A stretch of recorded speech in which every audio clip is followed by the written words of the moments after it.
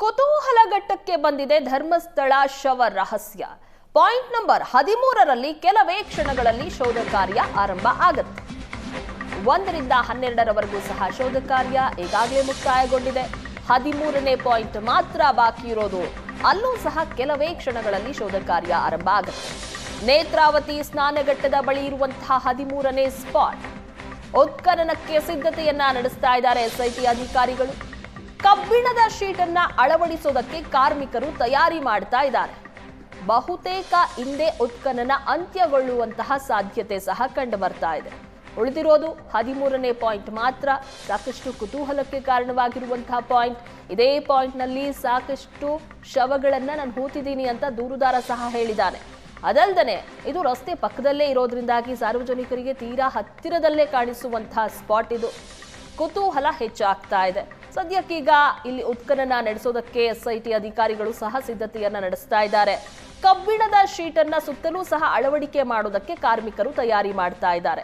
ಎಷ್ಟು ದಿನ ಗಮನಿಸಿದೀವಿ, green screen ಅನ್ನ ಎಳೆಯಲಾಗ್ತಾ ಇತ್ತು, ಸುತ್ತಲೂ ಸಹ ಹಾಕಿ ಉತ್ಖನನವನ್ನ ಮಾಡ್ತಾ ಇದ್ರು. ಇವತ್ತು ಕಬ್ಬಿಣದ ಶೀಟ್ ಅನ್ನ ಅಳವಡಿಕೆ ಮಾಡಲಾಗುತ್ತೆ. ಹೇಳಿ ಕೇಳಿ ರಸ್ತೆ ಪಕ್ಕದಲ್ಲೇ ಇರುವಂತಹ ಸ್ಪಾಟ್ ಆಗಿರೋದ್ರಿಂದಾಗಿ ಸಾರ್ವಜನಿಕರ ಓಡಾಟ ಸಹ ಇರುತ್ತೆ. ಹಾಗಾಗಿ ಶೋಧ ಕಾರ್ಯಕ್ಕೆ ಯಾವುದೇ ರೀತಿಯಾದಂತಹ ತೊಡಕು ಆಗಬಾರದು ಅನ್ನುವಂತಹ ಹಿನ್ನೆಲೆಯಲ್ಲಿ ಈಗ ಕಬ್ಬಿಣದ ಶೀಟ್ ಅನ್ನ ಅಳವಡಿಕೆ ಮಾಡೋದಕ್ಕೆ ಕಾರ್ಮಿಕರು ತಯಾರಿಯನ್ನ ಮಾಡ್ತಾ ಇದ್ದಾರೆ.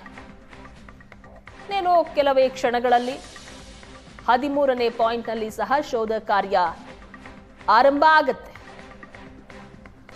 ಈ ಬಗ್ಗೆ ಹೆಚ್ಚಿನ ಡೀಟೇಲ್ಸ್ ಕೊಡ್ತಾರೆ ನಮ್ಮ ಪ್ರತಿನಿಧಿ ಭರತ್ ರಾಜ್, ನೇರ ಸಂಪರ್ಕದಲ್ಲಿ ಜಾಯಿನ್ ಆಗಿದ್ದಾರೆ.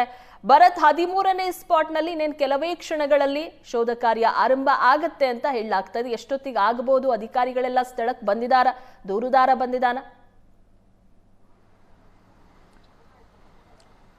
ಪ್ರಗತಿ, 13ನೇ ಜಾಗದಲ್ಲಿ ಇವತ್ತು ಉತ್ಖನನ ಪ್ರಕ್ರಿಯೆ ನಡೆಯುತ್ತಾ ಇಲ್ವಾ ಅನ್ನುವಂಥದ್ದೇ ಬಹಳ ಅನುಮಾನಗಳನ್ನು ಮೂಡಿಸಿರುವಂಥದ್ದು. ಯಾಕಂದರೆ ಇಷ್ಟೊತ್ತಿಗಾಗಲೇ 11:30ಯ ಸುಮಾರಿಗೆ ಪ್ರತಿ ಬಾರಿಯೂ ಕೂಡ ಅವರು ಇಷ್ಟು ದಿನ 8 ದಿನಗಳ ಕಾಲ ಏನು ಉತ್ಖನನಕ್ಕೆ ಬಂದಿದ್ರು, ಅಷ್ಟು ದಿನಗಳ ಕಾಲವೂ ಕೂಡ ಅವರ ಸಮಯಕ್ಕೆ ಸರಿಯಾಗಿ ಉತ್ಖನನ ನಡೆಯುವಂಥ ಜಾಗಗಳಿಗೆ ಬರ್ತಾ ಇದ್ರು. ಆದರೆ ಈಗ 11:30 ಕಳೆದಿದೆ.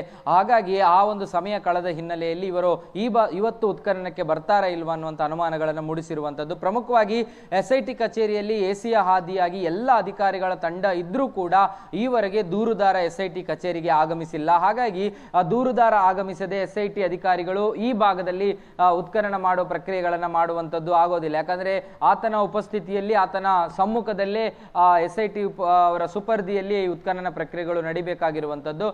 ಉಳಿದಿರುವಂಥದ್ದು ಕೇವಲ 13ನೇ ಸ್ಪಾಟ್ ಒಂದೇ. 13ಅನ್ನು ಹೊರತುಪಡಿಸಿದ್ರೆ ಈಗ ಸದ್ಯಕ್ಕೆ ಬೇರೆ ಯಾವುದೇ ಸ್ಪಾಟ್ಗಳಿಲ್ಲ. 13 ಗುರುತಿಸಿರುವ ಅಂತಿಮವಾದಂತಹ ಸ್ಪಾಟ್. ಹಾಗಾಗಿ ಇಲ್ಲಿ ಅಂತಿಮವಾದಂತಹ ಒಂದು ಉತ್ಖನನ ಪ್ರಕ್ರಿಯೆಯನ್ನು ನಡೆಸಿ ಎಸ್ಐಟಿ ತನ್ನ ಮುಂದಿನ ಹೆಜ್ಜೆಗಳನ್ನು ಇಡಬಹುದು. ಈ ಎಲ್ಲ ಕಾರಣಗಳಿಂದಾಗಿ ಇವತ್ತಿನ ಉತ್ಖನನ ಪ್ರಕ್ರಿಯೆ ಬಹಳ ಇಂಪಾರ್ಟೆಂಟ್ ಅನ್ನು ಪಡ್ಕೊಂಡಿದೆ. ಎಲ್ಲ ನಿಗದಿಯಂತೆ ಆಗಿದ್ರೆ, ಅವರ ಪ್ರೊಸೀಜರ್ಗಳಲ್ಲಿ ಯಾವುದೇ ರೀತಿಯಾದಂತಹ ವಿಳಂಬಗಳಾಗದೇ ಇದ್ರೆ ಇಷ್ಟೊತ್ತಿಗಾಗಲೇ 13ನೇ ಸ್ಪಾಟ್ ಕೂಡ ಉತ್ಖನನ ಆಗಬೇಕಾಗಿತ್ತು. ಆದರೆ ಇವತ್ತು ಉಳಿದಿರುವಂತದ್ದು ಒಂದೇ ಒಂದು ಜಾಗ. ಮುಂದಿನ 13 ಜಾಗಗಳ ಉತ್ಖನನದ ನಂತರ ಅವರು ಯಾವ ನಿರ್ಧಾರಗಳನ್ನು ತೆಗೆದುಕೊಳ್ತಾರೆ, ತನಿಖಾಧಿಕಾರಿ ವಿವೇಚನೆ ಮತ್ತು ಮುಖ್ಯಸ್ಥರ ವಿವೇಚನೆಗಳು ಏನಿರುತ್ತೆ ಅನ್ನುವಂಥದ್ದು ಗೊತ್ತಿಲ್ಲ. ಹಾಗಾಗಿ 13ನೇ ಜಾಗದ ಉತ್ಖನನ ಅನೇಕ ಕಾರಣಗಳಿಂದ ಚರ್ಚಿತವಾಗಿರುವಂತಹ ವಿಚಾರ. ಒಂದು, 13ನೇ ಜಾಗದಲ್ಲಿ ವಕೀಲರು ಕೊಟ್ಟಂತಹ ಪತ್ರದಲ್ಲಿ 10ಕ್ಕೂ ಅಧಿಕ ಮೃತದೇಹಗಳನ್ನು ಹೂಳಲಾಗಿದೆ ಅನ್ನುವಂತಹ ಒಂದು ಚರ್ಚೆ ಒಂದು ಕಡೆಯಾದ್ರೆ, ಅದರ ಜೊತೆಗೆ ಈ ಭಾಗದಲ್ಲಿ ಭೌಗೋಳಿಕವಾದ ಬದಲಾವಣೆಗಳಾಗಿದೆ. ಅಂದ್ರೆ 10 ಅಡಿಗಳಷ್ಟು ಇಲ್ಲಿ ಮಣ್ಣನ್ನು ಹಾಕಿದ್ದಾರೆ. ಈ ಎಲ್ಲ ಕಾರಣಗಳಿಂದಾಗಿ ಈ ಜಾಗದಲ್ಲಿ ಮೃತದೇಹಗಳೇ ಸಿಗೋದಿಲ್ಲ ಅನ್ನುವಂತಹ ವಾದಗಳನ್ನ ಸ್ಥಳೀಯವಾಗಿ ಕೆಲವರು ಮಾಡ್ತಾ ಇದ್ದಾರೆ. ಹಾಗಾಗಿ ಈ ವಾದಗಳ ಆಚೆಗೂ ಕೂಡ ಆ ಪ್ರಕ್ರಿಯೆಗಳು ಕಾನೂನಾತ್ಮಕವಾಗಿ ನಡೀಬೇಕು.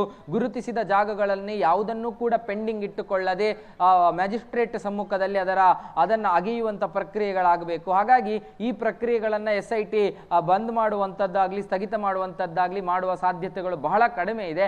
ಆದರೆ ಇದರಲ್ಲಿ ಒಂದಷ್ಟು ವಿಳಂಬಗಳನ್ನಾದ್ರೂ ಮಾಡಬಹುದು ಅಂತ ಅನಿಸ್ತಾ ಇದೆ. ಆದ್ರೆ ಅದನ್ನು ಯಾಕೆ ಮಾಡ್ತಾ ಇದ್ದಾರೆ ಅನ್ನುವಂಥದ್ದು ಗೊತ್ತಾಗಬೇಕು. ಈಗಾಗಲೇ GPR ತಂತ್ರಜ್ಞಾನ ಬಳಕೆಯ ಬಗ್ಗೆ ಚರ್ಚೆಗಳು ಸುದ್ದಿಯಲ್ಲಿರುವಂತದ್ದು. GPR ಯಂತ್ರಗಳನ್ನ ತಂದು ಇಲ್ಲಿ ಅಗೆಯುವ ಪ್ರಕ್ರಿಯೆಗಳು, ಸಮ ಸಮಾಧಿ ಅಗೆಯುವ ಪ್ರಕ್ರಿಯೆಗಳನ್ನು ನಡೆಸಬೇಕು ಅನ್ನುವಂಥ ಚರ್ಚೆಗಳು ಕೂಡ ಮುನ್ನೆಲೆಗೆ ಬಂದಿರುವಂಥದ್ದು. ಅದರ ಜೊತೆಗೆ ಈಗ ಈ ಪ್ರಕ್ರಿಯೆ ತಡವಾಗ್ತಾ ಇರುವಂಥದ್ದು ಮತ್ತು ಆ ಪ್ರಕ್ರಿಯೆ ತಡ ಆಗ್ಲಿಕ್ಕೆ ಅದೇ ಕಾರಣವನ್ನುವಂಥ ಚರ್ಚೆಗಳು ಕೂಡ ಹುಟ್ಟುಹಾಕಿರುವಂಥದ್ದು. ಹಾಗಾಗಿ ಜಿಪಿಆರ್ ಟೆಕ್ನಾಲಜಿ, ಗ್ರೌಂಡ್ ಪೆನೆಟ್ರಾಲ್ ರಾಡಾರ್ಗಳೇನಿದೆ ಅದರ ತಂತ್ರಜ್ಞಾನಗಳ ಬಗ್ಗೆ ಮೋಹಂತಿ ಅವರೇ ಸ್ವತಃ ಅನೇಕ ಹಿರಿಯ ಅಧಿಕಾರಿಗಳ ಜೊತೆಗೆ ಮಾತುಕತೆ ನಡೆಸಿದ್ದಾರೆ.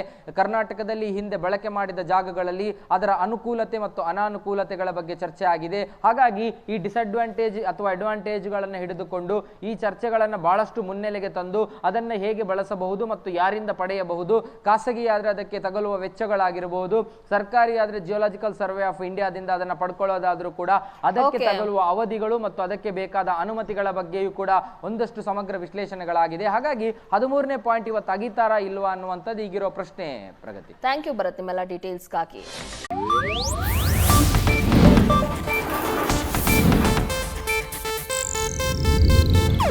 ಇದು ಏಷ್ಯಾನೆಟ್ ನ್ಯೂಸ್ ನೆಟ್ವರ್ಕ್ ಪ್ರಸ್ತುತಿ.